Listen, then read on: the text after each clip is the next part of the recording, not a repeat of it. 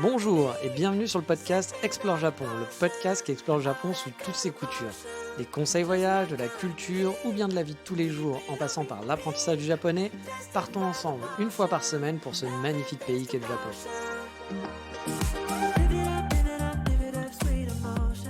Bonjour à tous, on est reparti pour un nouvel épisode. On se rapproche doucement mais sûrement des 200 épisodes. Oui, ça fait beaucoup. Je ne sais pas si des gens parmi vous ont tout écouté, mais en tout cas je vous dis bravo. Enfin bon, aujourd'hui c'est le 159e, on n'est pas si proche que ça non plus de 200, mais voilà, d'ici la fin de l'année je pense qu'on y arrivera. Et on va parler de ma vie étudiante aujourd'hui au Japon. À savoir, est-ce que j'ai aimé ou pas ma vie étudiante au Japon? Qu'est-ce qui m'a plu dans le fait d'avoir fait un visa étudiant? Et aussi, donc à contrario, les points qui m'ont un peu plus chiffonné. Mais avant de faire dans l'introspection, c'est le moment du sommaire de l'émission. Et on va boire du café à Kyoto, oui, on fait dans la nouveauté, vous le savez avec moi. On va se remettre à un de mes anciens skills et on va farfouiller dans les souvenirs japonisants d'une Parisienne. Mais allez, on est parti pour le topic de la semaine et on va parler de ma vie étudiante au Japon. Bon, vous le savez, il y a parfois des nouveaux qui arrivent sur le podcast et qui n'ont pas écouté justement les 158 épisodes précédents. Je suis donc obligé de remettre un peu le contexte, oui, désolé. En 2018, début avril, je suis parti au Japon donc avec un visa étudiant en poche pour aller dans une école de japonais où on apprend uniquement du japonais. Bah oui, ça fait un peu de sens. Je ne suis donc pas allé dans une université japonaise apprendre la culture des tanuki en flûte. Non, voilà.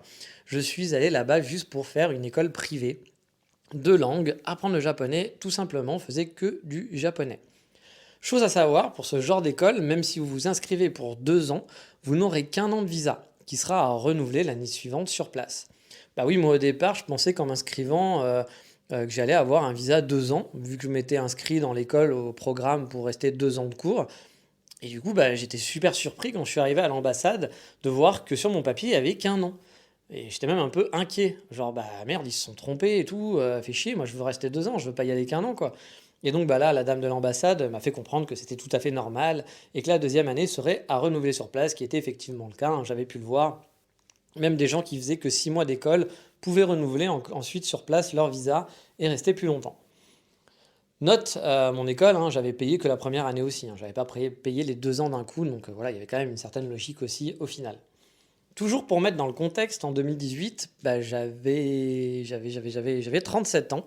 Je travaillais depuis 17 ans et c'était donc une aventure pour moi de tout plaquer pour réaliser mon rêve de vivre au Japon. Car oui, mon rêve, c'était pas d'apprendre une nouvelle langue, hein, mais c'était d'aller vivre au Japon. Et du coup, les opportunités étant super limitées pour ça en termes de visa, la seule qui me paraissait vraiment possible, c'était celle de faire 2 ans au Japon en visa étudiant et espérer pouvoir rester sur place ensuite avec un coup de chance. Bref, vous l'avez compris, je ne vais pas vous refaire tout le parcours, il faudra vous taper les 158 épisodes précédents, mais j'ai tout quitté, tout vendu, je me suis donné un bon coup de pied au cul pour me lancer dans cette aventure. Autre chose à savoir, à la base, les langues, c'est pas mon truc, hein. Je suis vraiment une buse en anglais, je fais des fautes d'orthographe en français, même quand je parle.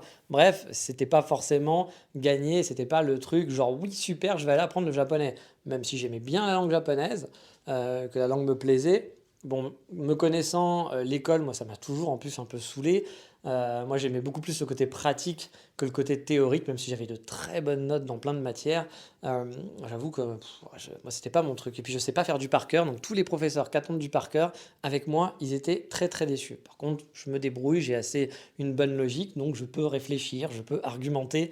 Mais par contre, oui, moi, si vous me demandez de réciter exactement la même chose qu'on vous a fait écrire il y a 2 semaines, je ne saurais pas le faire. Donc voilà, dans cet épisode, je ne vais pas vous parler de comment ça se passe à l'école, hein. J'ai fait des épisodes aussi pour décrire tout ça. Il suffit d'aller réécouter les premiers épisodes, je pense, c'était dans les premiers épisodes, pour vous expliquer par exemple les journées types à l'école, comment ça se passait, quels cours j'avais, etc. Est-ce que les professeurs étaient gentils, voilà. Non, aujourd'hui j'ai envie de vous dire un peu plus en détail ce que j'ai apprécié de cette expérience au final et les choses que j'ai moins aimées. Je précise que c'est vraiment de la vie au Japon en tant qu'étudiant, hein, dont je vais parler, hein, et pas de ma vie au Japon en général. C'est pas ce que j'ai apprécié dans ma vie au Japon, mais dans le fait d'avoir été étudiant au Japon. Bref, quand je pense à ma vie d'étudiant au Japon, donc, le premier point positif qui me vient à la tête, c'est que j'ai pu vivre au Japon grâce à ça. Vous vous en doutez, hein, j'allais pas passer quand même à côté.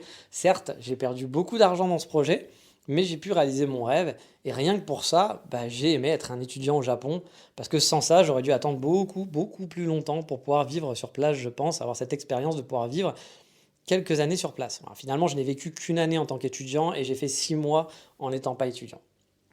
Alors peut-être que ça ne sera pas votre cas, hein, mais si comme moi le marché de l'emploi japonais ne vous ouvre pas les portes comme ça facilement, ou si vous n'avez pas envie de sortir avec le premier Juichi ou la première Megumi venue, l'option étudier le japonais est une porte d'entrée, certes un peu coûteuse, hein, mais intéressante pour ça.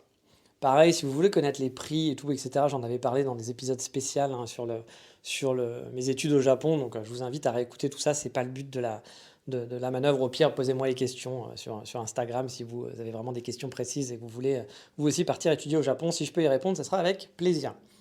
L'autre truc qui me vient tout de suite en tête, c'est les rencontres. Alors, non pas les rencontres avec les Megumi en disant « Ouh, je suis un étudiant et toutes les Megumi étaient folles de ça ». Non, non, c'était les rencontres que j'ai pu faire à l'école. Déjà avec les francophones, avec donc les francophones de l'école. Dans la nouvelle promo, on était 8 nouveaux francophones. Alors je dis pas français et francophones, parce qu'il y avait des Belges, voilà. Il y avait 2 Belges et 6 Français. Et qui étaient de tout âge, hein. Le plus jeune devait peut-être avoir 24 ans, je pense. Et je pense que le plus vieux devait avoir dans les 45. Bien sûr, et c'était pas moi, donc, comme vous l'avez compris. Bien sûr, on n'était pas tous dans la même classe, hein. On n'avait pas tous le même niveau aussi. Moi, je me suis retrouvé avec un des Belges et un Français, avec qui je me suis forcément rapproché. Quand on est dans un pays étranger et qu'on ne parle pas la langue, on se rapproche plus facilement de ceux qui parlent le même langage, surtout dans l'école, surtout qu'il y a plein de choses à faire. Quand on ne comprend pas, quand on veut essayer de travailler ensemble, vous allez forcément vous rapprocher des personnes qui parlent la même langue. Si vous êtes très à l'aise en anglais, peut-être que vous n'allez pas forcément vouloir rester avec les Français et vous mélanger avec d'autres qui sont à l'aise en anglais. Ou alors peut-être que vous allez... C'est aussi un conseil que je donnerais, c'est... Même si moi j'en suis très content, et comme je vous le dis, ça fait partie de mes plaisirs de ma vie étudiante, c'est vrai que c'est quelque chose aussi qui ne m'a pas aidé pour progresser aussi bien de traîner avec des Français que si j'avais banni le fait de traîner avec des Français. C'est un peu con de faire ça, mais ça vous évite au moins d'aller dans la facilité. Mais il faut bannir aussi de traîner avec les Anglais. C'est-à-dire que c'est la même chose de traîner avec les gens qui parlent anglais. C'est-à-dire qu'il faut bannir les gaijins si vous voulez vraiment... Ou alors faire comme un ami à moi qui lui a pas eu le choix, hein, mais son meilleur ami et son coloc, qui était aussi son coloc sur place, lui il était français et son coloc était sri-lankais et son ami ne parlait pas du tout anglais.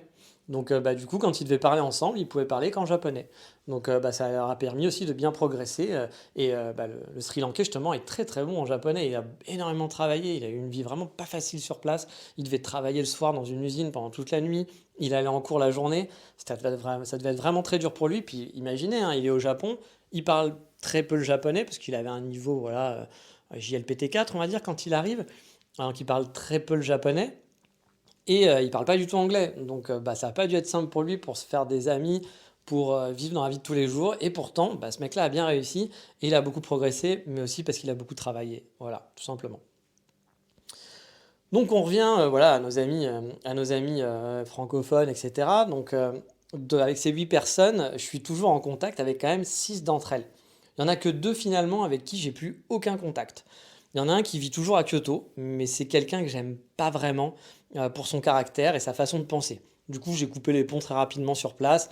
Moi, je suis du genre, voilà, parce que c'était quelqu'un qui connaissait déjà bien Kyoto, puis c'était la personne la plus vieille du groupe en fait, et qui aimait bien vous expliquer la vie, voilà, qui vous expliquait comment penser, comment faut faire, que c'est comme ça et pas autrement, que c'est comme ça que les Japonais font et pas autrement. Et il disait beaucoup de conneries, voilà, et je l'avais déjà repéré avant sur Facebook. C'est ça qui était assez rigolo.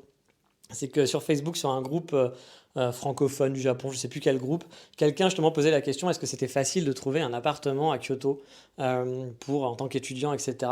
Et lui avait répondu il venait du Sud, alors je vais faire accent du Sud, et il fait mais là, c'est impossible de pouvoir vivre dans un centre de Kyoto, c'est très très cher et on ne trouve rien du tout. Vous allez être obligé d'habiter un peu plus loin, etc. Ça ne sera pas possible. Et moi, j'avais trouvé un appartement easy sans passer par les appartements pour Gaijin. Alors oui, par contre, mon loyer était un petit peu cher, hein. C'était un loyer de 600-700 euros, mais j'avais un bel appartement et dans le centre. Mais je savais aussi, pour avoir suivi les appartements proposés par l'école et par l'agence qui était liée à l'école, qu'il y avait plein d'appartements dans le centre de Kyoto pour les étudiants et pour pas trop cher. Il y avait des chambres et tout, etc. Il y avait des colocs. Il y avait vraiment du choix. Ils disaient vraiment de la merde. Voilà. Et c'est le genre de gens qui vont vous dire de la merde avec aplomb en vous disant, mais si, j'en suis sûr et c'est ça. Alors que non, mec, c'était pas ça, quoi. Et donc, je l'avais un petit peu repéré. C'est le genre de personne qui va vous expliquer, qui a des convictions, sans vouloir rentrer dans les détails, mais voilà, c'était quelqu'un qui nous expliquait, qui va dire, qui est très extrême gauche, voilà, sur le principe, et qui derrière nous tenait des discours en disant, ah, mais si tu es au Japon, t'es là pour faire du pognon, hein, parce que le Japon c'est un pays capitaliste, faut faire du pognon, faut penser à faire du pognon. Et le mec après avait des discours où il nous traitait de criminels parce qu'on buvait du Coca-Cola. Et t'as envie de te dire, mec, ferme ta gueule, voilà. Euh, Moi, ce genre de personne, c'est vraiment le genre de personne avec qui j'aime pas du tout, mais qui était quand même quelqu'un de très sympathique, au-delà, hein, très gentil, qui pouvait être serviable. Mais voilà, moi, ce genre de personne qui vous explique la vie, qui vous dit comment penser, qui savent mieux que vous, qui savent mieux que tout le monde, moi, qui m'aide jamais un petit peu, en fait, je sais pas, de peut-être, voilà, ça m'agace assez rapidement. Donc moi j'avais coupé les ponts très vite avec lui qui aimait bien avoir sa cour, c'est-à-dire que moi, je l'ai toujours vu avec plein de gens autour de lui et expliquer aux jeunes, en gros, il faut faire comme ci, il faut faire comme ça, mais tu sais quand tu es jeune, il faut faire ça. Et souvent les gens, bah voilà, ils sont dans des pays un petit peu, ils connaissent pas et donc ils sont avides de conseils. Il y a des gens, c'était la première fois qu'ils quittaient leurs parents et qui partaient dans l'aventure, donc bah voilà, vous avez un peu une figure qui vous rassure, donc bah c'est vrai qu'il avait sa petite cour et il était très content comme ça. Bah alors moi, j'en faisais pas du tout partie. Et je sais que les autres francophones ont essayé de le suivre pendant un moment, certains, surtout ceux avec qui ceux de ma classe. Et moi, j'ai vite lâché l'affaire. Et eux aussi, après, au bout d'un moment, ont lâché parce qu'ils ont compris un petit peu le personnage un peu rapidement. C'est vraiment le genre de personne que j'aime pas et pas que pour ça, hein. Par exemple, il est marié avec une japonaise, c'est comme ça qu'il est resté là-bas, hein. Il la trompe ouvertement. Moi, je suis pas forcément très fan. Après, ça peut arriver. Et quand on lui avait posé la question, mais elle a le droit de te tromper. Enfin, il fait ah, jamais de la vie. Toi, tu le fais bien, donc pourquoi elle n'aurait pas le droit? Ah non, elle n'a pas le droit. Bon, bah voilà, moi c'est le genre de. À la limite que les gens soient ouverts et qu'ils aient un couple libre, pourquoi pas, mais que dans un sens, sachant qu'elle le sait pas, hein, bien sûr, qu'il la trompe à longueur de journée. Donc voilà. Puis c'est le mec qui va vous raconter plein de conneries. Un peu. Désolé mes amis marseillais, mais parfois vous en faites des caisses. J'ai habité à Marseille, donc moi aussi j'en fais des caisses souvent. J'ai gardé ce truc-là. Mais il nous expliquait, c'était un masseur, masseur thaïlandais. Il avait des super diplômes et qu'il pouvait faire des séminaires en Thaïlande où il gagnait 50 000 € le week-end. Et quand même, à côté de ça, bah, il faisait des petits boulots au Japon. Donc moi, c'est quelque chose que j'ai jamais compris.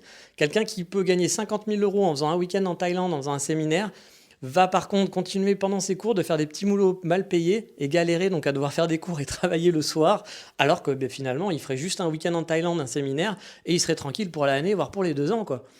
C'est bizarre, ouais, c'était un peu bizarre, mais voilà, bref. Vous avez vu un peu le personnage, moi c'est le genre de personne que j'aime pas, mais bah, il a plein d'amis, et puis il y a plein de gens qui kiffé, tant mieux pour lui, j'ai envie de dire.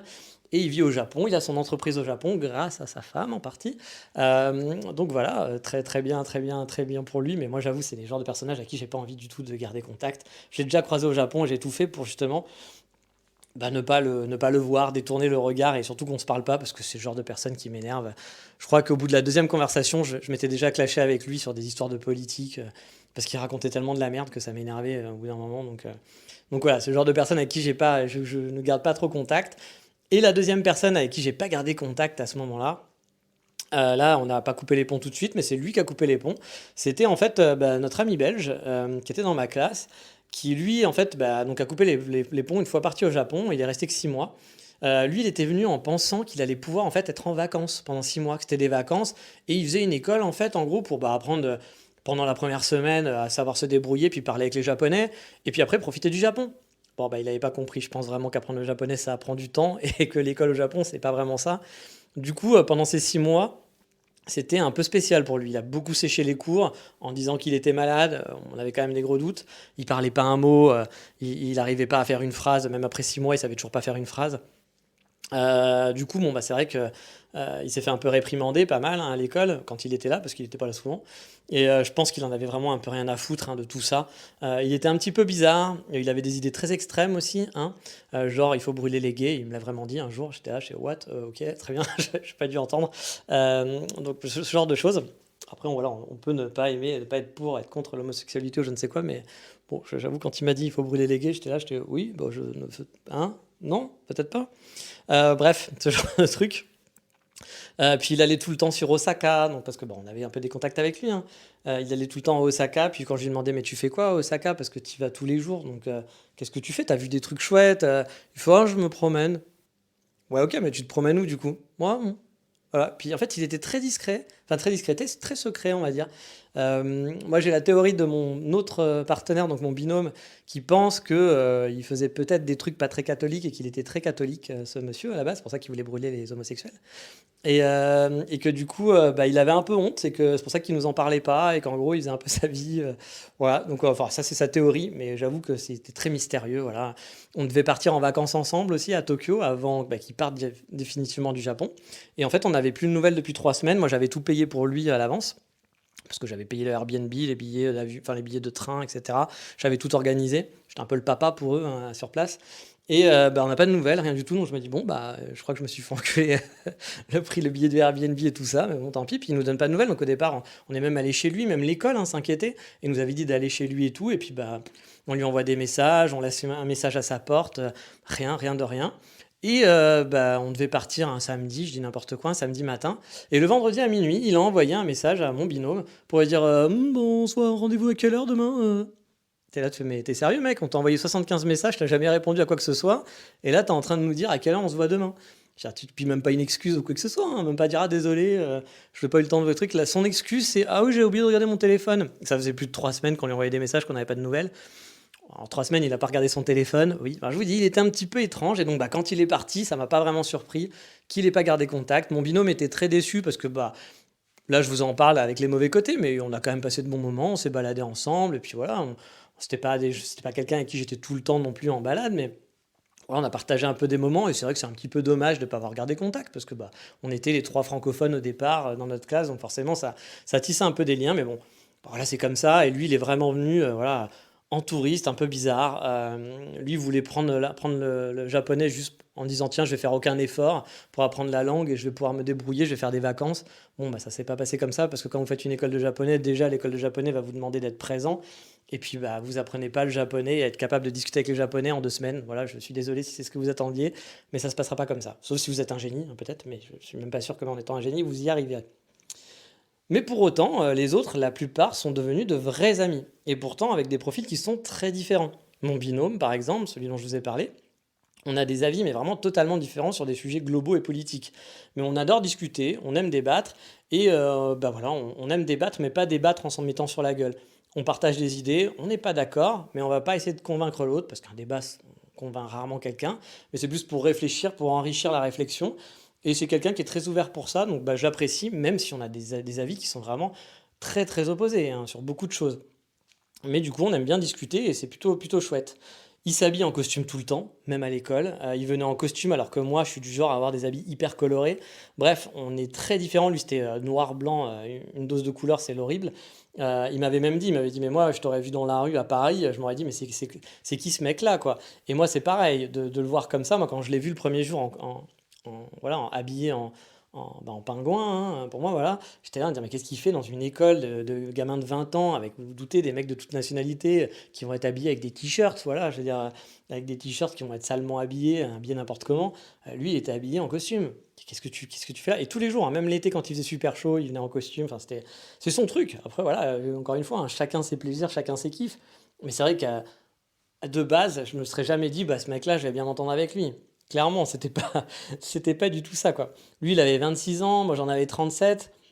Donc on était vraiment très très différents. Et au final, bah, on s'est super bien entendu. Et puis maintenant, on est très très amis. On garde toujours contact. On s'envoie des messages régulièrement. Et puis voilà, on est vraiment toujours très proches, même si on est toujours très différents sur nos avis politiques ou autres. C'est très rigolo. Un autre de mes amis que j'ai rencontré sur place, lui, il était très religieux. Il croit en Jésus, voilà, il croit au miracle. Donc c'est pareil, c'est un peu l'opposé de moi là-dessus, hein.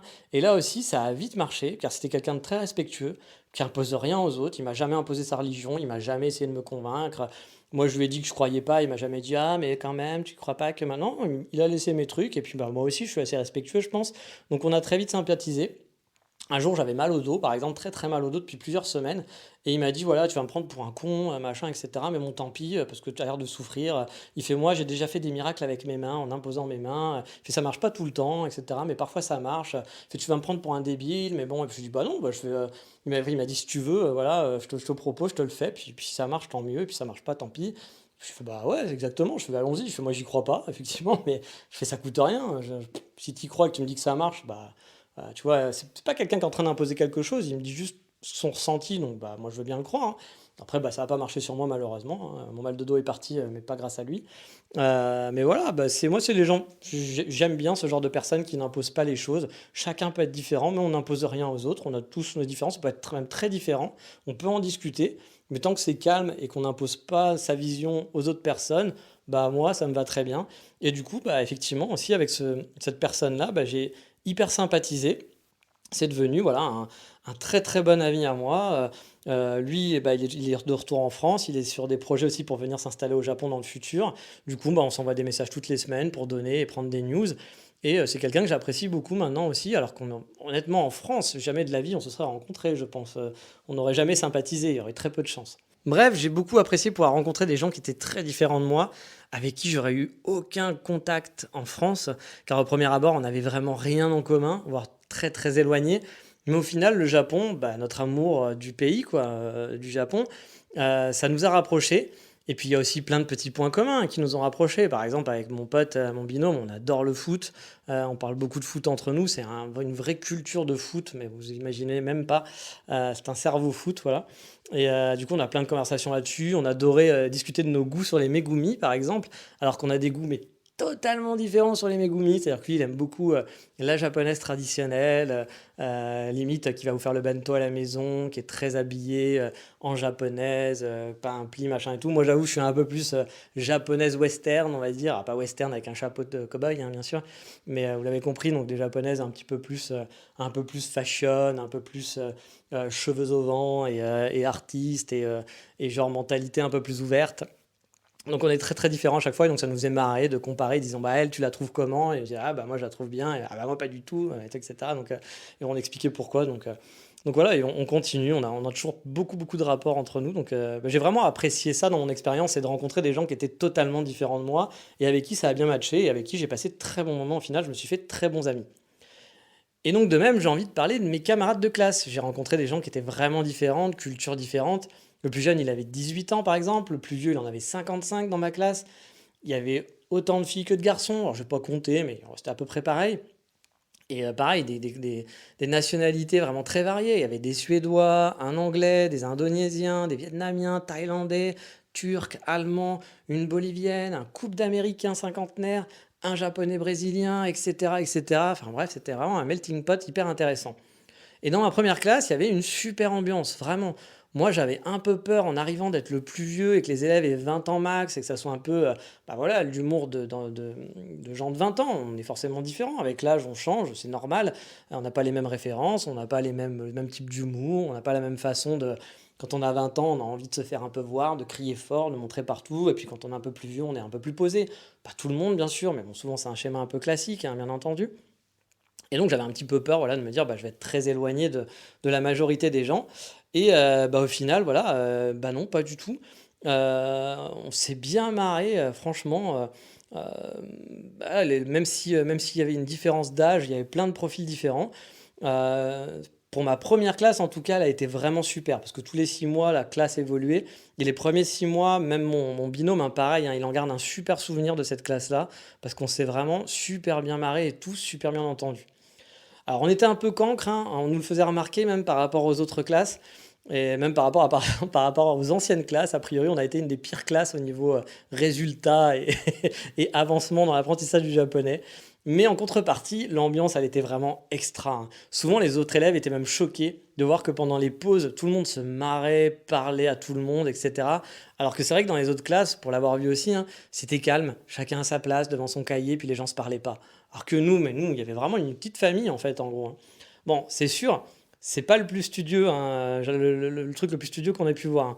Mais moi, ça m'a fait de super souvenirs et j'ai beaucoup de plaisir à repenser à mes camarades de classe, même si j'étais pas super proche non plus, on sortait pas avec eux le soir, etc. Ça m'est arrivé une ou deux fois, mais c'était quand même assez rare. Avec la barrière de l'anglais aussi, qui moi me permet pas d'être hyper à l'aise dans des conversations et de parler de plein de trucs. Mais bon, on pouvait quand même, pendant les cours, pendant les intercours, on se marrait bien, vraiment. Puis j'ai appris à les connaître pendant un an et c'était franchement hyper chouette. On a beaucoup, beaucoup rigolé cette année-là. L'humour est très différent suivant les pays. Ça aussi, c'est un truc que j'ai découvert.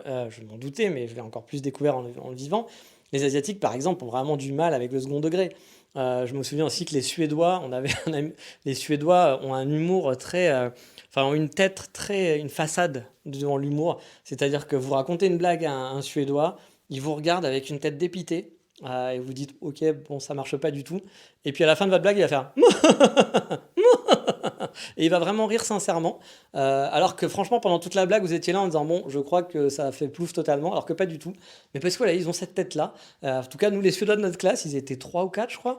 Et c'est vrai que c'était ça à chaque fois, quoi. C'était des gens qui avaient l'air très dépités, très genre stoïques, et puis en fait, qui étaient super sympathiques. Mais au premier abord, on n'aurait pas dit que ça allait être genre les gens les plus sympas de la galaxie. Donc comme je vous le disais, voilà, on s'est beaucoup marré. Et au niveau de l'humour, je vous parlais des Asiatiques. Bah, pour moi, les Asiatiques, ils avaient un peu de mal avec le second degré. Euh, Ce qui tombe bien parce que moi, je dépasse souvent l'étape du second très très loin, quoi. J'aime raconter vraiment n'importe quoi, surtout quand on sait pas dire grand-chose dans la langue, hein. Dire qu'on allait faire des courses et qu'on a acheté des pâtes tous les jours, parce que c'était un peu ça au départ, hein. On connaît trois mots, donc on nous fait répéter toujours les mêmes trucs. C'est un peu chiant, honnêtement. Donc bah moi je racontais n'importe quoi. Je m'inventais une vie quoi. Mais juste pour un peu varier quoi. Et puis en utilisant le vocabulaire, ça me faisait apprendre de nouveaux mots, puis de nouvelles structures. Et franchement, ils ont eu beaucoup de mal à comprendre que ce que je racontais à longueur de journée pendant les cours, hein, c'était des conneries, hein. Je racontais vraiment de la merde. Je me rappellerai toujours d'une Thaïlandaise qui était venue un jour et qui est venue me voir en me disant tu sais Nicolas, il faut pas manger 24 glaces par jour, hein, c'est pas bien pour ta santé. Bah oui, parce que je sais pas, j'avais dû raconter ça dans un exercice une fois. Il fallait raconter qu'est-ce qu'on mangeait le matin et plutôt de dire j'ai mangé un petit déjeuner, j'avais dû dire que j'ai mangé 24 glaces dans la journée. Voilà, pour raconter de la merde, ça me permettait d'utiliser le chiffre 24. Voilà, c'était n'importe quoi. Mais elle y a cru. Voilà, elle s'est pas dit une minute à un moment donné, mais c'est un peu débile ce qu'elle raconte. Bah non, voilà. J'expliquais aussi à l'oral que j'étais au Japon, par exemple, quand j'avais des exercices oraux, pour les Megumi. Voilà, uniquement pour les Megumi, que mon rêve c'était d'être un homme au foyer de luxe. Voilà. Donc bah voilà, il y en a qui y ont cru, hein, vraiment au départ. Ça a pris du temps avant qu'ils comprennent que j'étais quelqu'un qui adorait raconter n'importe quoi. J'ai joué des personnages féminins aussi, parce qu'on faisait souvent des scénettes devant toute la classe. Donc moi, ça me dérangeait pas du tout de jouer des personnages féminins, en disant «Oh, kawaii, ça. Puis voilà, je faisais un peu le con, voilà. Puis on était deux, trois à bien aimer, voilà, pas être stoïque en disant bonjour madame, on va réciter notre texte parce qu'on a peur de parler en public. Mais ce que je comprends, il y a des gens qui sont pas à l'aise du tout, et moi je l'étais pas quand j'étais plus jeune, par exemple. Et maintenant, plus du tout, j'ai plus du tout ouais, au lycée, ça enlevé à un moment donné. Et bah voilà, moi je préfère me dire on fait des scénettes, on est entre nous, tout le monde est sympa. Bah allez, on fait les cons, on rigole, on fait n'importe quoi. Et puis c'est plus rigolo plutôt que de réciter un texte voilà, comme il a été écrit, bah, d'improviser un peu. Puis les profs nous laissaient faire parce que tant qu'on utilisait finalement les formes grammaticales et tout ce qu'il fallait dans l'exercice, bah, ils étaient contents. Voilà, ça mettait un peu de vie, ça mettait un peu d'ambiance. Ça faisait marrer les gens, parce qu'au début ils comprenaient pas trop, puis après ils ont commencé à pas mal rigoler. Donc voilà, c'était plutôt marrant, mais c'est vrai que c'était marrant de voir qu'ils avaient pas de second degré, qu'ils avaient beaucoup de mal à comprendre bah, des second degrés, hein. J'ai même dû une fois un Indonésien qui est venu me voir, le plus jeune de la classe en fait, en disant qu'il comprenait pas, mais sérieusement, hein, comment je faisais pour n'avoir aucun amour propre. Et de faire des trucs comme ça, etc., de jouer une fille et d'être aussi expressif, etc., comment je faisais pour avoir aucun amour propre pour moi-même, quoi. Et j'ai vraiment, t'inquiète, je me kiffe énormément, hein. Mais c'est juste que voilà, on est là pour rigoler, on se marre, et c'est pas parce que je vais faire un truc ou que je vais jouer l'idiot que je suis quelqu'un d'idiot. Je sais très bien ce que je vaux, et c'est pas grave, c'est pour se marrer. Et bon, pareil, ils ont mis du temps à comprendre, et puis finalement, voilà, ça s'est très bien passé, hein. Assez vite, hein, ils ont quand même compris, hein, bah, ça n'a pas pris non plus 6 mois, hein. Et du coup, j'ai trouvé un bon public qui se marrait souvent de mes âneries et de mes blagues, et donc bah voilà, et qui rentrait même dans mon jeu, hein, à l'oral même, hein, parfois, qui sortait des conneries comme moi, et qui enchaînait et qui disait n'importe quoi. Par exemple, j'ai le souvenir d'un professeur qui comprenait pas quand j'ai répondu à la question quel était mon rêve, et je disais bah, devenir choufou, donc femme au foyer. Il a bugué en disant mais comment ça choufou Alors, il a bugué en se disant mais tu t'es trompé, c'est pas ça que tu as voulu dire. Et là j'ai même pas eu le temps de répondre, que les autres en fait ont répondu à ma place, et ils m'ont fait tout l'historique de ma vie, hein, voilà, tous les conneries que je racontais en racontant ça sérieusement. Ils savaient que c'était pas vrai, hein, c'était pour se marrer de mon plan machiavélique pour devenir choufou de luxe. Donc c'était assez rigolo, voilà, il y a eu plein de moments comme ça. Bref, je me suis beaucoup marré en classe, hein, vraiment. Et j'ai découvert des gens super différents, des cultures vraiment super différentes. Mais c'était vraiment tous des gens chouettes. J'ai plein de super anecdotes et de bons souvenirs avec eux. Et franchement, ça valait le coup de ma vie étudiante juste pour cette classe qui était vraiment super sympa.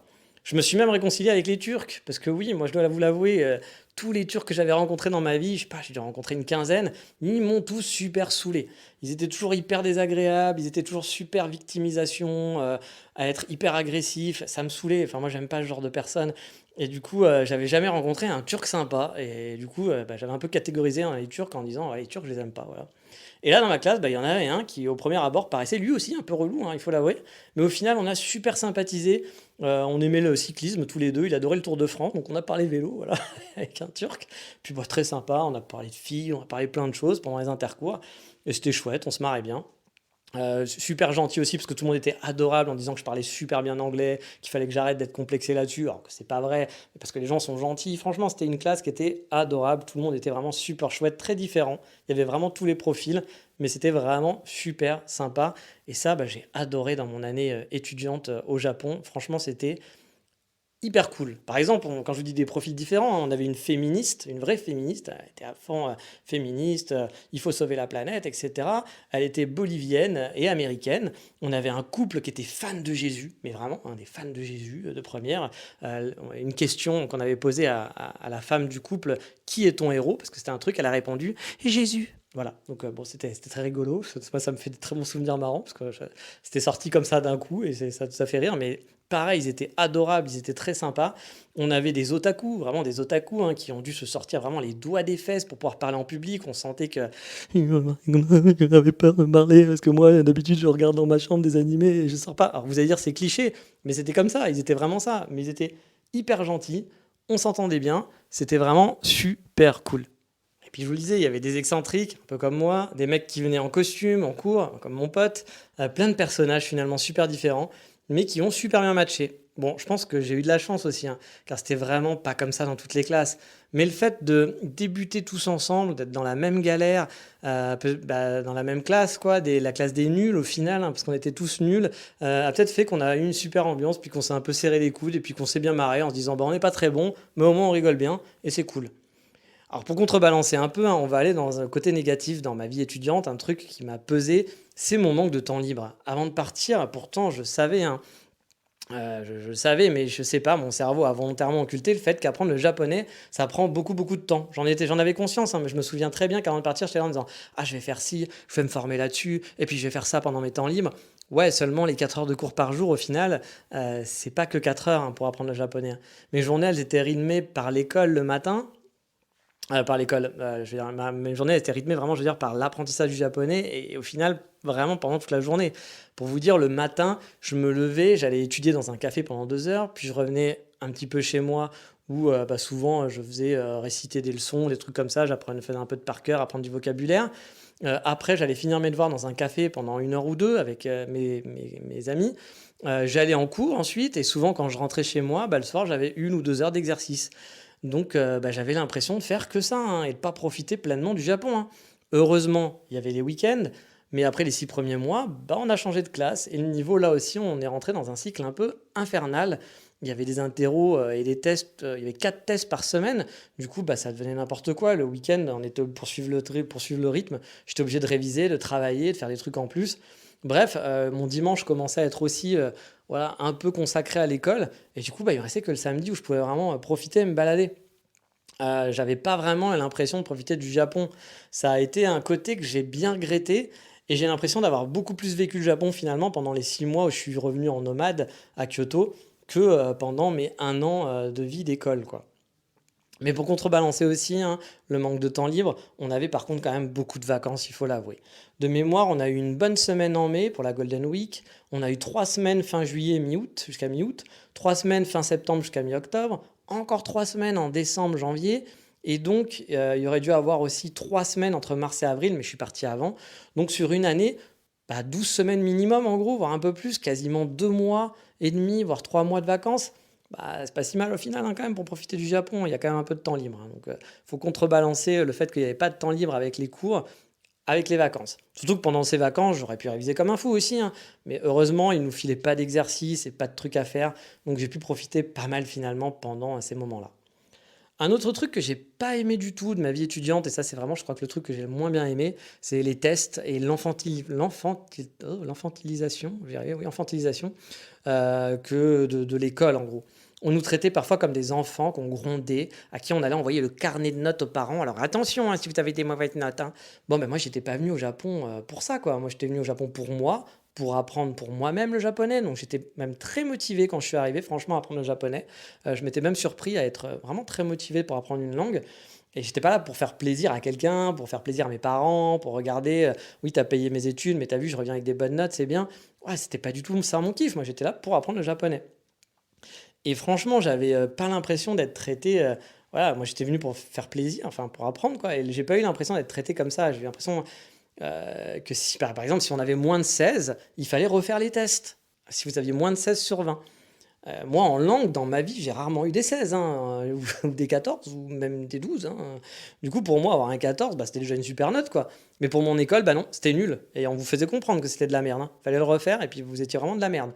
Et de façon bête en plus, il fallait le refaire, hein, car il fallait juste refaire le même test en apprenant les réponses par cœur, finalement, si vous vouliez pour aller plus vite, vu que c'était exactement le même test qu'on vous refaisait passer. Donc quel était l'intérêt? On aurait un test, tu vois, qui aurait été différent, avec des questions juste pour voir si on comprenait la logique, etc. Mais non. Donc moi, ça m'est déjà arrivé de refaire les tests en apprenant juste par cœur 1, 2, 4, 6, 3, 4, 6, 1, 2, voilà, qui étaient les réponses logiques. Il y a même une fois un test, parce que ça m'avait gavé de le refaire, et je voulais le faire comprendre un peu à l'école que c'était débile. Je suis arrivé parce qu'on le faisait devant les professeurs, dans la salle des directeurs, etc. J'ai pris la feuille, ça m'a pris 30 secondes pour le remplir, je l'ai redonné. Ils m'ont dit, mais t'as déjà fini? Je fais, ah ouais, j'ai déjà fini. Et je pense qu'ils ont dû se dire, mais comment ça se fait? Ils ont vérifié, ils ont noté, ils font, bon, bah, très bonne note. Et oui, j'ai juste appris par cœur les chiffres, les résultats, vu que c'était ça. Donc voilà, alors je vous ai dit, je suis nul en par cœur, mais bon, là, c'était pas très compliqué. Je me suis dit, ok, c'est 1, 4, 6, 2, 1, 4, 6, 3. Voilà. Bon, bah voilà, j'ai répondu ça. Et c'était débile. Et moi, j'avoue que c'est le genre de truc qui m'énerve vraiment, quoi. En plus, bah, les notes étaient rendues du meilleur au dernier, pour humilier finalement, humilier les plus nuls. Pourtant, les profs, ils étaient gentils, hein, vraiment adorables, hein. Mais c'est le système japonais qui veut ça, qui est comme ça. Et ça me dégoûtait, parce que cet esprit de compète qui, du coup, parfois se ressentait aussi parmi les élèves, hein, parce que ça joue. Bah, moi, j'ai vu des élèves dévastés, j'ai vu des élèves pleurer, vraiment, garçons comme filles, hein, des élèves craquer psychologiquement, car c'était dur. Quand on est en galère dans une classe, qu'on est tout le temps en galère, qu'on a tout le temps des mauvaises notes, et qu'on vous fait comprendre que vous êtes qu'une merde, on dit, ah, regarde, t'es un loser par rapport aux autres, t'es un loser. Bah non, t'es pas un loser, c'est juste que t'apprends pas de la même façon et que t'as pas le même rythme. Ils avaient de la bonne volonté. Ouais, il y avait des mecs, effectivement, qui en avaient rien à branler. Et donc, bon, bah ça, c'est pas pareil. Mais il y avait des gens vraiment qui faisaient des efforts et qui essayaient. Ils étaient juste moins bons. Bon, bah ça arrive. Dans une classe de 20 personnes, on n'a pas tous le même niveau, on n'apprend pas tous de la même façon. Et c'était pas motivant. Moi, moi l'école m'a démotivé, vraiment sur le long terme. Alors que moi, j'étais pas dans les derniers, hein, clairement pas. J'étais au milieu de tableau, on va dire, la plupart du temps. Et moi, ça m'a démotivé. Au début, j'étais très motivé pour apprendre le japonais. Et puis, au fil du temps, bah, c'est devenu une contrainte plutôt qu'un plaisir. Et j'ai trouvé ça très dommage.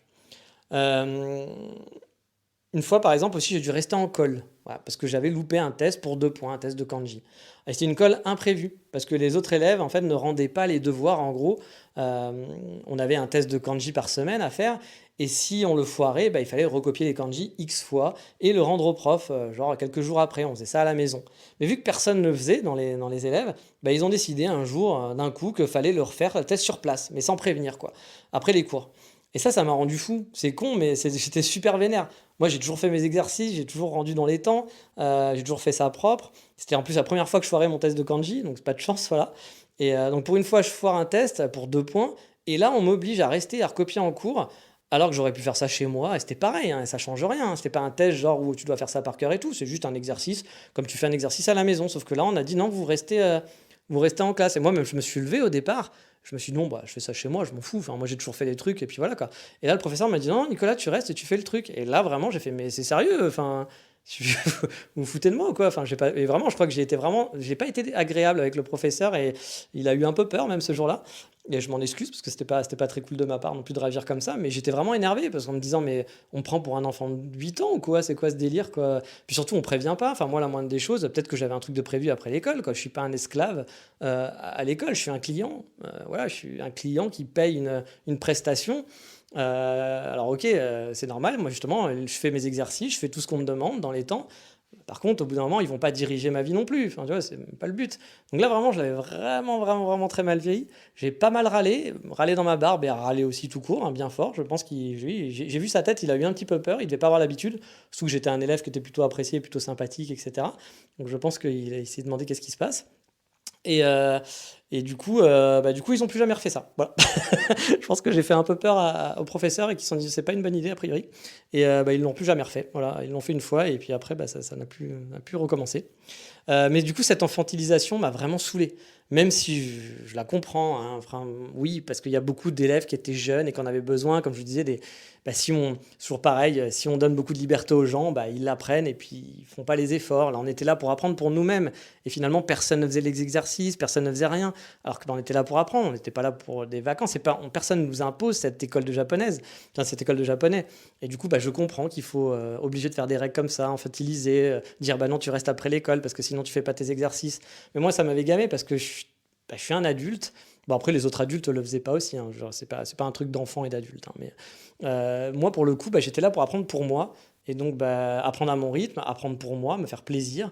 Et là, il y avait plus du tout ce plaisir. Tout ça, c'était parti, quoi. Et donc, au final, bon, c'est vrai que je suis un peu, voilà, un peu dur là-dessus. Mais est-ce que j'ai aimé ma vie d'étudiant au Japon? Bah oui, oui, quand même, je suis content. Hein. J'ai eu de bons moments, mais j'en ai eu aussi plein que j'ai moins aimé. Hein. Il y a eu des moments difficiles. C'est même pour ça que j'ai pas fait mes 2 ans au final, hein, parce que si j'avais vraiment adoré ma vie étudiante, j'aurais fait mes 2 ans. Mais parce qu'aussi, je voyais bien qu'au bout des 2 ans, j'aurais pas le niveau pour rester, pour trouver un travail, etc. Mais j'ai rencontré franchement des gens qui sont super, qui sont maintenant mes amis maintenant, et qui ne l'auraient jamais été autrement. Je me suis vraiment bien marré. Vraiment, j'ai de très très bons souvenirs, plein de souvenirs de l'école où je me suis marré. Beaucoup plus même que les moments qui étaient un peu chiants au final ou énervants. Donc oui, dans l'ensemble, je regrette pas et j'ai passé de très bons moments en étant étudiant. Mais je vais pas vous dire que c'était génial parce que voilà, moi, c'était pas assez génial pour que je continue et que je fasse 2 ans là-dessus. Mais allez, j'ai été très très long dans cet épisode, mais c'était un peu épisode souvenir, déjà 40 minutes, mon Dieu. Il est temps de s'arrêter là pour aujourd'hui et de passer à l'instant moment.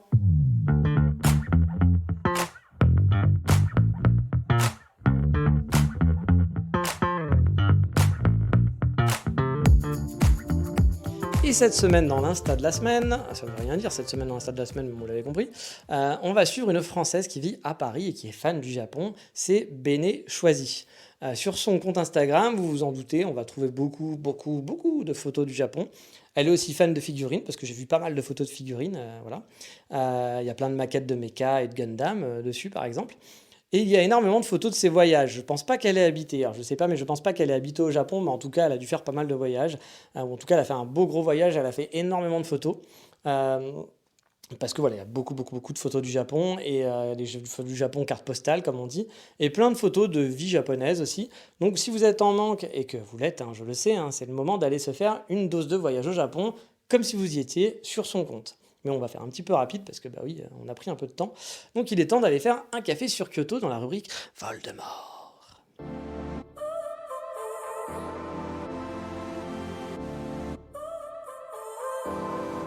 So now you're here again, knocking at my door. Et cette semaine, on va faire un classique de Kyoto. C'est une marque assez réputée dans le café car ils ont commencé par un shop en ligne. Ils vendaient du matériel, des tasses en céramique, etc. Essentiellement, puis ils étaient connus pour ça, parce qu'ils vendaient du matos qui était parfois un peu difficile à trouver ailleurs. Puis ils ont ouvert un coffee shop, parce que ça marchait bien, leur boutique marchait bien, donc ils se sont dit, tiens, on fait une boutique sur le café, on va ouvrir notre café aussi. Donc c'est un coffee shop boutique, hein, parce que comme ça ils peuvent aussi vendre leurs objets en physique. Sur Kyoto, ce coffee shop il est près de la gare JR principale. Il est un peu planqué, mais il est vraiment pas loin de la gare. Et depuis, ils ont ouvert des cafés à Taïwan, à Singapour, et je crois qu'ils en ont même ouvert à Bangkok, je suis plus sûr. Bref, ils ont pas mal de cafés, ça cartonne. Et sur Kyoto, ils en ont aussi plusieurs. Ils ont ouvert une roasterie à Fushimi-Inari, mais je pense qu'il est fermé parce que je le trouve plus sur Google Maps. Et il y en a une nouvelle dans le nord de Kyoto. Il y a une nouvelle boutique aussi dans le centre de Kyoto, il y a un nouveau coffee shop. Bref, Kurasu, c'est une marque qui est successful. Pourtant, pour moi, c'est pas vraiment le meilleur café dans la ville. Hein. Mais ils ont une particularité, c'est qu'ils proposent des cafés de roasters venus de partout dans le Japon. Ils ont un abonnement même pour les amoureux de café, donc vous pouvez recevoir du café. Alors je pense que c'est qu'au Japon, mais si vous vivez au Japon, vous pouvez vous abonner et tous les mois, ils vont vous envoyer des paquets de café de chez eux et aussi d'un roaster invité qui vous permet du coup de découvrir chaque mois un nouveau roaster japonais et c'est plutôt pas mal. Le premier que j'ai testé, coffee shop, parce qu'il y avait que celui-là en fait en même temps, hein, quand je suis arrivé à l'époque, c'est celui qui est à côté de la gare. Le café est vraiment pas très grand, hein. Il n'y a pas de table, il y a juste un comptoir de 3 places avec on n'est pas très bien installé, le comptoir est tout fin avec des chaises de bar qui sont pas très confortables. Et il y a un genre de muret contre lequel on peut s'adosser en face du comptoir des baristas. Donc allez, on peut peut-être être 6 max à prendre son café. Par contre, je sais pas, je trouve la devanture et l'endroit quand même plutôt joli. Bon, encore une fois, c'est pas le coffee shop où j'aime me poser, hein. Pour moi, c'est le café où on va aller avant de prendre le train le matin. Genre, je pars en vadrouille dans un coin où je sais qu'il va pas y avoir de coffee shop cool. Bah, je passe à Curaçao, je reste 30-40 minutes à me faire un petit café, un petit gâteau, et après, je vais prendre mon train. Comme je vous l'ai dit, leur café n'est clairement pas mon préféré en termes de goût, mais j'aime l'ambiance. Et puis le fait de découvrir des roasters est aussi super intéressant. Alors je ne le faisais pas moi-même, hein. Mon café avant sur place, je ne faisais pas mon café filtre, etc. parce que j'avais pas de machine au Japon.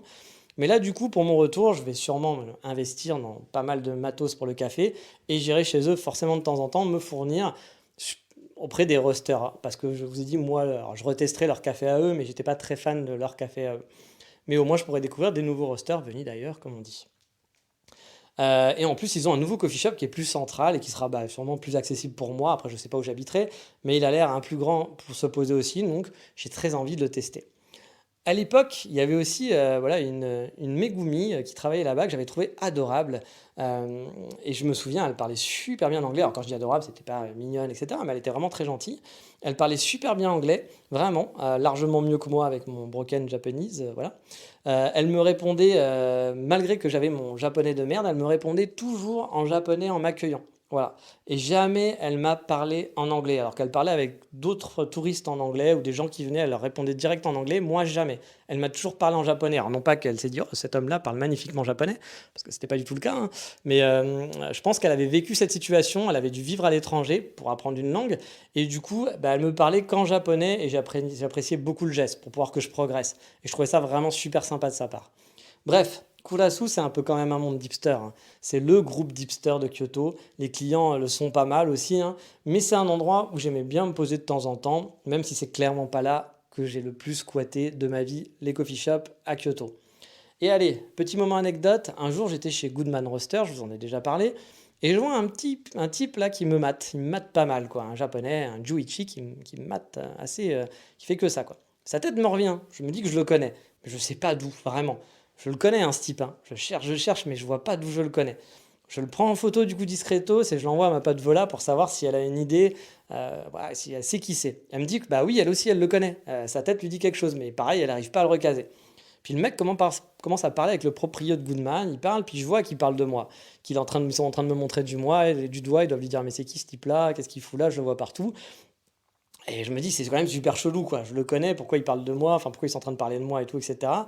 Et au bout d'un moment j'arrive à le recaser, enfin sa tête, c'était en fait le patron de Kurasu, que je connais pas du tout, hein, je lui ai jamais parlé, mais forcément traînant dans tous les cafés de Kyoto, tous les jours, il m'a déjà vu traîner dans plusieurs cafés, hein, forcément. J'étais un peu connu hein, à force, hein. Pas connu dans le sens, ouais, les gens me parlent, ils connaissent ma bio, mais en se disant, bah tiens, ce client-là, il doit aimer le café parce qu'on le voit partout, quoi. Et parce que j'allais parfois chez Kurasu, mais aussi chez ses concurrents, et puis ils vont tous un peu à droite à gauche, donc forcément, ils vous croisent, vous les croisez, ils vous croisent aussi. Et donc voilà, comme je vous le dis, je pense que dans le monde des baristas, on doit m'appeler l'autre con qui squatte partout, voilà, tout simplement. L'autre anecdote aussi, toujours par rapport à Kurasu et au patron de Kurasu, c'est que j'avais eu un crush, un vrai crush, non pas pour Juichi, pas pour lui, mais pour une Megumi que je croisais dans tous les coffee shops où j'allais aussi. En faisant, voilà, à chaque fois que j'allais dans un coffee shop, voilà, elle était là, elle aussi, elle prenait du café avec ses copines, elle avait l'air de savoir parler anglais, etc. Et en faisant le stalker, bah oui, hein, c'est moche, je sais, mais bon, j'avais essayé de. C'est facile de retrouver des gens quand ils vont dans les endroits où vous allez, parce qu'ils postent forcément des photos sur Instagram et vous arrivez à les retrouver. C'est très très moche, je sais, j'ai honte. Mais voilà, j'avais réussi à retrouver son compte et je me rends compte que c'est une artiste, une web designer et designer tout court, même de produits, logos, etc. La fille, je la trouve super mignonne, mais elle en a franchement rien à branler de moi. Elle m'a jamais calculé une seule minute, m'a jamais lancé un seul regard. C'était même très étonnant parce que d'habitude, ouais, vous êtes un gaijin, donc forcément, il y a un moment donné, on vous regarde. Voilà, vous êtes un peu spécial, donc on vous regarde. Mais là, que dalle, pas un seul regard.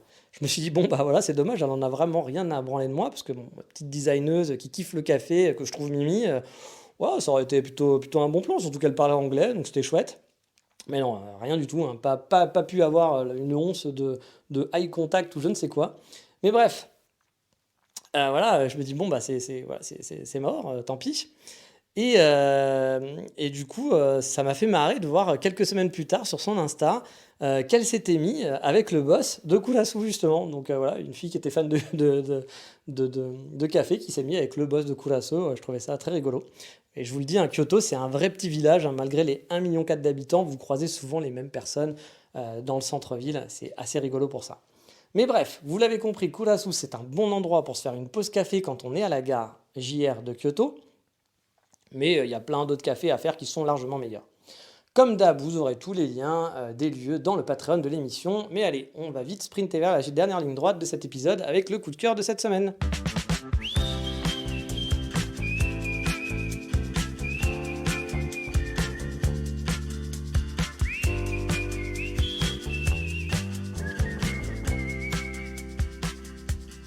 Et on va essayer de faire vite pour pas être trop long. Cette semaine, mon coup de cœur sera technique. Car oui, je me remets à la programmation. À la base, moi, je suis chef de projet internet. Et puis, bah, j'ai même eu une promotion pompeuse il n'y a pas très longtemps. Je suis maintenant un COO, ouais, la classe. Un Chief Operating Officer. En gros, c'est le numéro 2 de la boîte dans la hiérarchie, hein, la classe à Dallas, comme on dit. Hein. Bon, j'ai pas eu de promotion sur mon salaire, par contre. Hein, donc voilà, c'est vraiment juste pour se la péter sur le CV. Mais je me suis toujours défini, moi, comme un couteau suisse. Et c'est pour ça même qu'on m'a souvent bien aimé dans mes boulots, car je suis capable de faire un peu tout. Voilà. Un peu tout et n'importe quoi. Je peux faire de la gestion, de l'organisation, de la gestion d'équipe, du design, écrire, communiquer, faire du marketing, faire du SEO, des choses comme ça. Parler avec des profils techniques ou marketing, faire que tout le monde se comprenne aussi, ce qui n'est pas toujours super simple. C'est un peu, voilà, je suis capable de faire un peu tout. Je sais utiliser des outils pour faire de la pub, des outils pour Photoshop, je sais coder, etc., etc. Et je suis très débrouillard. Je pense que c'est une de mes capacités numéro un, c'est que je suis quelqu'un de très débrouillard. Mais j'avoue que toute la partie programmation et code, je l'ai un peu laissé de côté depuis pas mal de temps. J'ai des bases, mais je code plus vraiment depuis très longtemps. Et je me suis dit que ça serait pas un mal de me reconsolider, on va dire, de mettre la programmation dans mes skills et de reconsolider tout ça. Donc je me suis remis à m'auto-former dans mon temps libre. Mon but c'est de pouvoir être capable de bien me débrouiller dans la combo HTML, CSS. Bon, ça c'est déjà le cas, hein. Mais aussi être un peu plus à l'aise avec JavaScript et React. Ça l'est moins, j'ai des bases, mais c'est tout. Et pouvoir aussi gérer un peu plus du back-end, être un peu voilà, multicasquette. Ça, le back-end, ça l'est beaucoup moins. Je suis vraiment à la rue sur le côté back-end programmation. Et bah voilà, c'est mon nouveau dada du moment.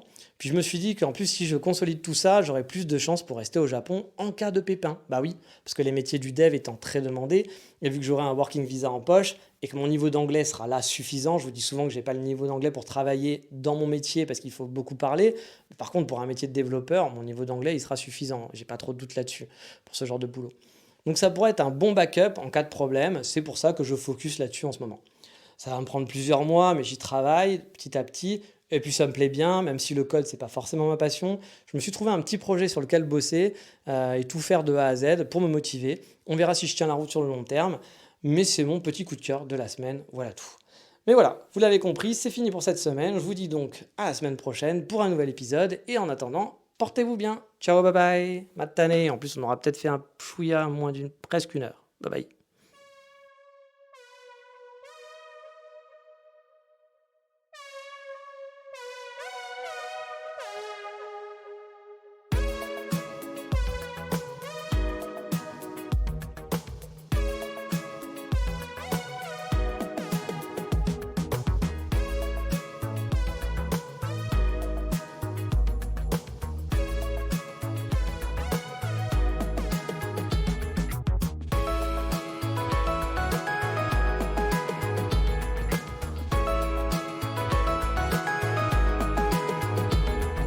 地球のリビングからお送りするこの実験台にならない視聴率も足りないと思うあなたは眠りに落ちていきたい衛星で飛んでしまった猫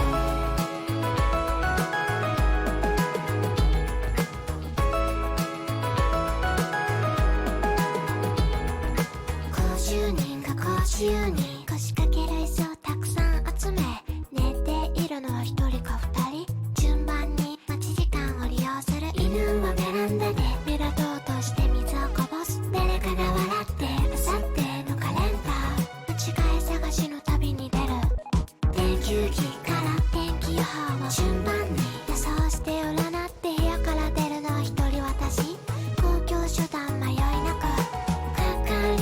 医者にお願いすることもある